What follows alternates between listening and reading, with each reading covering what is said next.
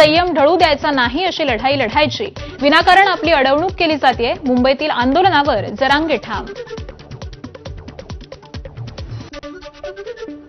राज्य सरकारचं शिष्टमंडळ आज मनोज जरांगेंची भेट घेणार. विखे पाटलांसह सरकारचं शिष्टमंडळ घेणार भेट. जरांगेंना मुंबईत येण्यापासून रोखण्यासाठी सरकारचा प्रयत्न.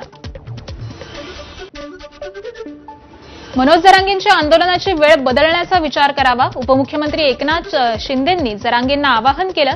आंदोलन करण्याचा सर्वांना अधिकार, पण वेळ बदलावी, शिंदेंचं वक्तव्य. ज्ञानेश्वरी मुंडे यांचा मनोज जरांगे यांच्या आंदोलनाला पाठिंबा. लक्ष्मण हाके समाजात तेढ निर्माण करत असल्याचा ज्ञानेश्वरी मुंडेंनी आरोप केलाय. जरांगेंच्या आंदोलनात नाशिकच्या सकल मराठा समाजाकडून एक भाकरी समाजासाठी हा उपक्रम. जरांगे यांच्या आंदोलनातील सहकार्यांना येवल्यातून भाकरी पोहोचवल्या जाणार. सकल मराठा समाजाच्या कोटमगाव बैठकीमध्ये निर्णय. गिरगावात ठाकरे प्रेमींकडून गणरायाकडे साकडं. मुंबई पालिकेत मुंबईकरांच्या मनातील आणि हक्काचं ठाकरे बंधूंचं सरकार येऊ दे अशा आशयाचे बॅनर. गिरगावातील प्रमुख चौकात ठाकरे प्रेमींची बॅनरबाजी. उपमुख्यमंत्री अजित पवार आज बारामती आणि इंदापूरच्या दौऱ्यावर. कारखान्यात शेतकरी मेळावा घेणार. त्यानंतर बारामती तालुक्यातील विविध ठिकाणी अजित पवार भेटी देणार.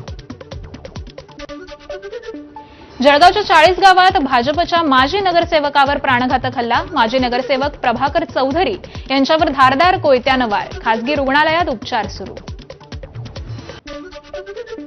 विरारमधील नारंगी फाटा येथील रमाबाई अपार्टमेंटचा एक भाग कोसळला. या 4 मजली इमारतीचा 4थ्या मजल्याचा मागील भाग कोसळला. या घटनेत 3 जणांचा मृत्यू झाल्याची माहिती. आतापर्यंत 9 जणांना रेस्क्यू करण्यात आलंय. मुंबई, कोकण, पश्चिम महाराष्ट्राबरोबर विदर्भातील अनेक जिल्ह्यांमध्ये मुसळधार पावसाचा अंदाज. बंगालच्या उपसागरामध्ये कमी दाबाचं क्षेत्र निर्माण होत असल्यामुळे पावसाची शक्यता.